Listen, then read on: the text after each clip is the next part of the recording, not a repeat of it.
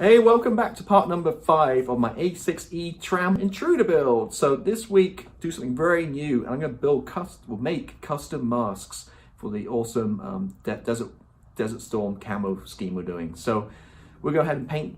We're going to do a design, cut out the masks, and we're going to paint the jet. So let's go ahead and get started.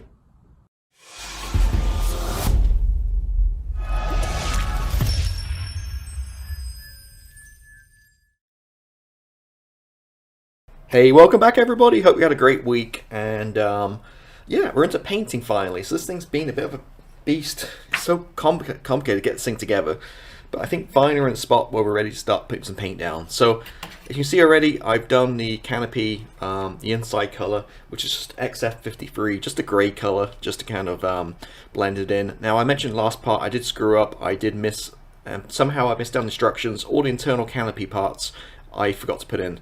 So it is what it is. I've used some fillers and glue and stuff, so there's no way this thing's coming off. Yeah, we'll just continue as is. So front end here, really taking care of this. About 2 or 3 rounds of filling and sanding, and used Tamiya filler and wet sanded over the kitchen sink, and I got to a pretty good level. I'm pretty liking how it is now. It's kind of blended in, and it's looking way better. Now the front here, that's going to be covered a little bit with the refueling probe, so don't care too much. So yeah, so that first color's down. Like I said, I'm not too optimistic about the canopy. I put so many different products on this thing, lacquers around it, and fillers. I wouldn't be surprised if it's all frosted or, yeah, I've screwed it up a little bit, but we'll see. We'll keep our fingers crossed. So anyway, so looking a lot better than it was, and we're almost ready for painting. So let me kind of talk about the game plan here. It's going to be a little complicated. So we're going with this scheme right here, which is the 1991 Desert Storm Gulf War markings. Not the usual boring grey, but it's a really nice camo color. Now, the problem we have is, you see the decals right there. The decals are 2 colors and they match perfectly between the camo colors. See, they're kind of reversed. So I gotta get this camo absolutely perfect. So later on in this episode, we'll talk about, I made some custom masks, and hopefully it's going to work by enlarging this and perfectly placing them, like up there for example as well. See how the decals in 2 different colors? We need to perfectly place this camo so these decals match up, which will be pretty tough and very complicated, but I think we'll get there. Just take our time. So this is what we're going with, this beautiful scheme. I do have guns, lacquer paints, which we'll talk about when we get there as well. So in the meantime, what's left really just to prime this thing and create a shadow coat. So as always, I'm just going to prime it with Mr. Surfacer 1500 Black. And I'm looking around here, I don't have any to show you, but basically, well, every video, 1500 Black Mr. Surfacer, and it's a beautiful satin color, so mixed about 50-50 with lacquer thinner. So I'm going to spray it all down black, and then what I'll do then is with white paint, Tamiya XF2, I'll just spray in between and create like a shadow coat to create some pre-shading. So that's what game plan is. So I'm going to go ahead to the spray booth, get the black down, and we can come back and then we can start talking about the paint colors here, which will be very exciting. Alright, so got primer down, came back with some white and created this, you know, my shadow coat I usually do, my pre-shading, and looking really good around the windscreen. You know, that work we did with the sanding and stuff really paid off. So looking really good.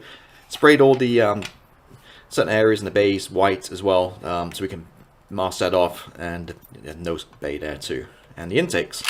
So next up, I don't care about these like marks here. Again, this is just the pre-shading. We're going to paint over this. So next up, we're going to put some foam into these and mask off the gear bays and all the white parts and the intakes, and then we can come back and talk about this guy. So let me mask all this up, and then we'll come back and I talk about my masks I created and how we go about creating this very accurate camo so we can get the decals to line up. Alright, we're back, and as you see, a bit of a continuity error here because I've switched my cutting mat to a black one. So the green one's been working fine for a while, but a little bit of white balancing issues, and I need another one for my workbench. So that's been moved across, nice new black cutting mat. So, alright, where we're at. So, painted the lower side in the light ghost grey, and also in nose as well. Not masked that yet, we're going to talk about it in a minute, but the top side here is going to be a 2-tone camo, as you can see. And we're going for, as the instructions, sandy brown and wood brown are your 2 camo colors. no problem at all. These are lacquer paints. They do the aqueous alcohol versions too, but I just like the way the alcohol sprays. So these are 2 camo colors. Now, the challenge we have with this, let me just move this out of the way a little bit, is if I zoom in, see here, your decal, navy, half of it is one color, half of it is the other color.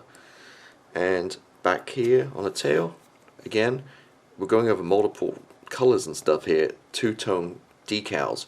So what that means is these need to be in perfect place and positioning so this decal lines up, because it's not going to look crap if it's all the wrong color. It's not going to look right.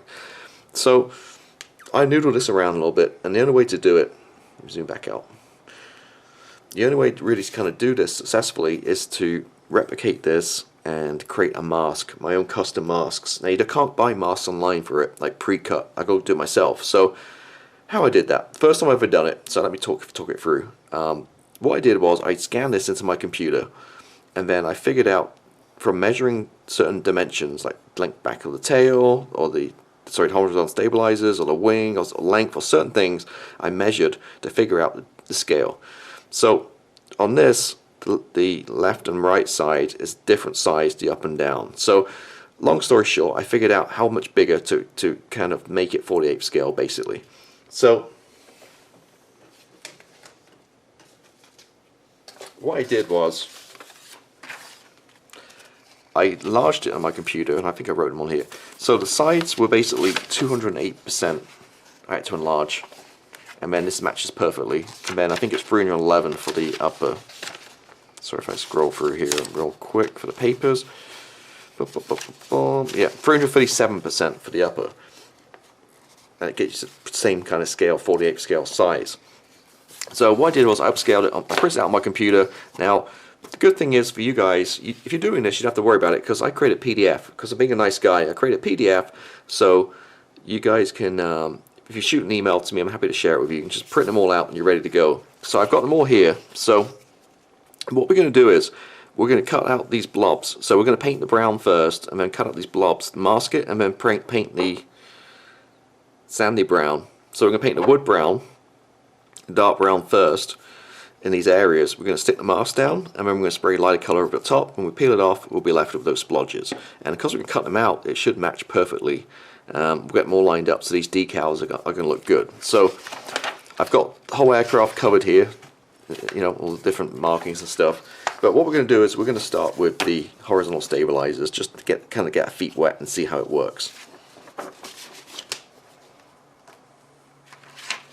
So got my horizontal stabilizer here. This is the left side we've done, and what I've simply done is I've just cut out the brown parts, right? So a little bit there. A pair of scissors, just cut. I'm not very good with knives, so better with scissors. So I cut out 2 parts here. Now, move this out of the way real quick.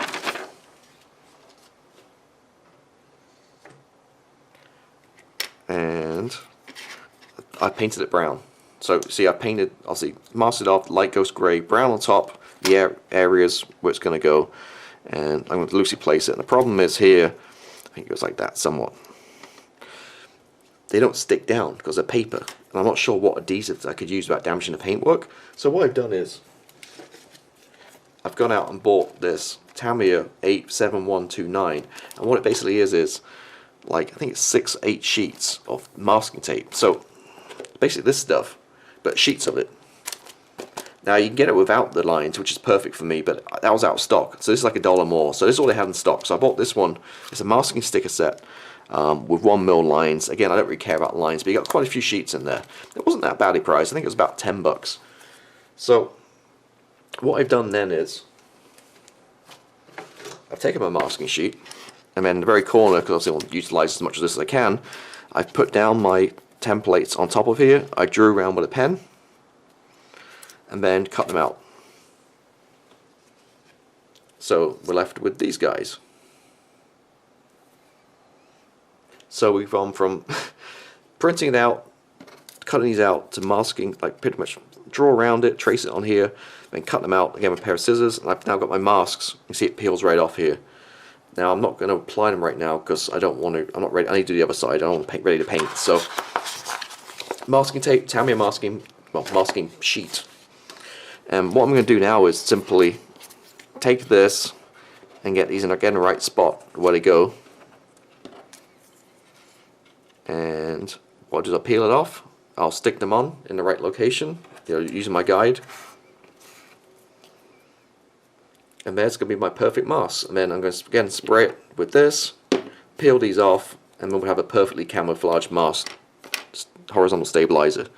Fingers crossed in theory. So I'm going to do these two first as a little sample, see how they go, make sure it works okay.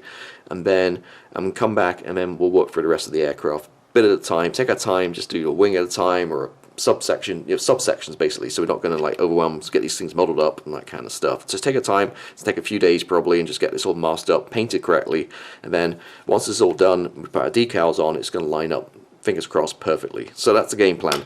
Now with these, as always with masking tape, a little bit sticky, I'm just going to de-tack them on the back of my hand so it doesn't ruin the paintwork, and we should be good to go. So that's the game plan. I just want to share with you my whole theory with my masking. I'm sure there might be an easy way of doing it. If so, put it in the comments below, but this is how I figured it out for the first time I've ever done this, and I think it's going to work out pretty cool. So let me get to work doing these guys and the rest of the aircraft, and I'll be right back.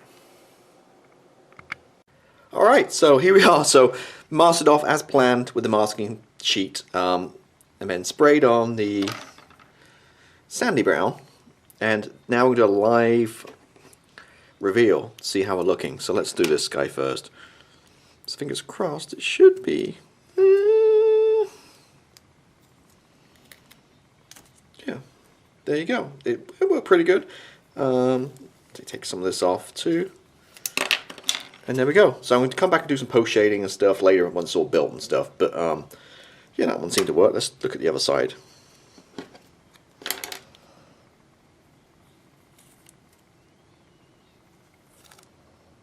There we go. That was a little bit darker, the brown underneath. I think that was maybe not quite enough on that one, but there you go. So that worked out pretty good. So the game plan with that, this is obviously, as I mentioned, to get it all lined up correctly in the right size. So then the decals, obviously not on this one, but we get onto this guy, like back here and around here, we're going to match up the decals perfectly. So yeah, so for a little trial, that seemed to work out pretty good actually. I'm quite happy with that. So I'm going to continue this now with the rest of the aircraft, so that's going to take me quite some time. So I'm going to do the wings and work my way around and get the thing done in subsections.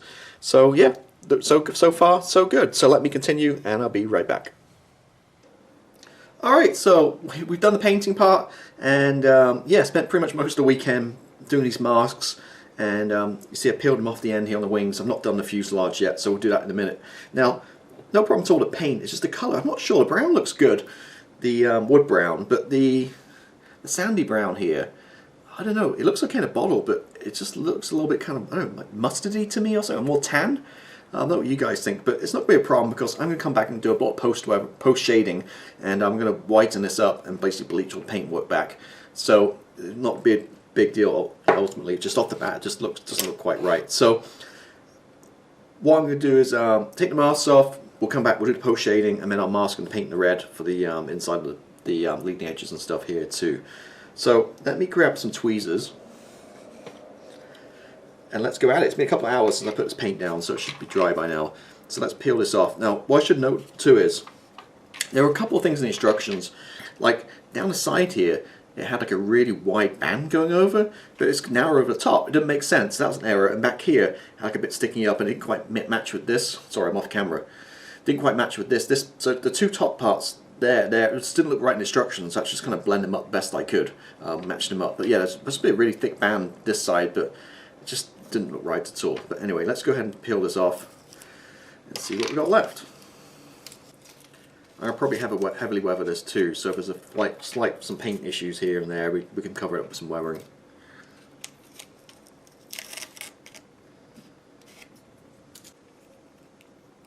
So stuck to my fingers. Alright, and these are the key ones down here, hopefully for the stencils and the markings. So that guy, no problem. Got this one back here.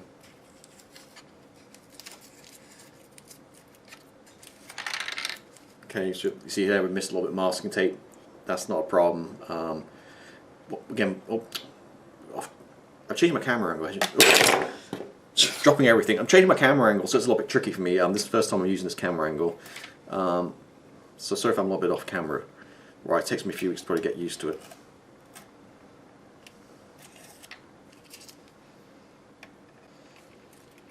And there we go.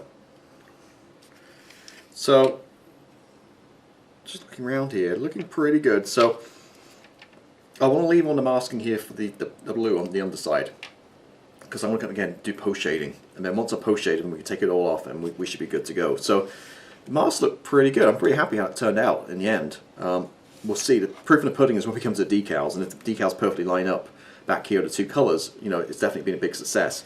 But the thing to note too is, not used much masking tape either on the actual sheet. So my sheet, I didn't even use one sheet. So the sheet was what, like this big. I've used like 2/3 of a sheet, and that was it. And there's I think 6 come in a pack.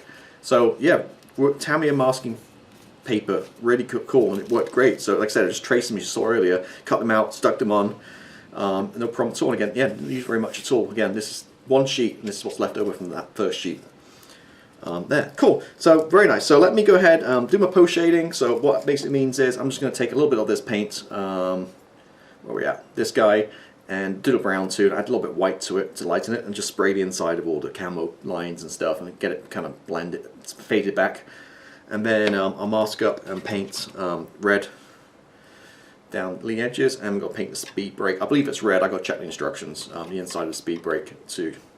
And there we go. So, alright, so a little bit of painting left to do, and I'll do that and I'll come right back.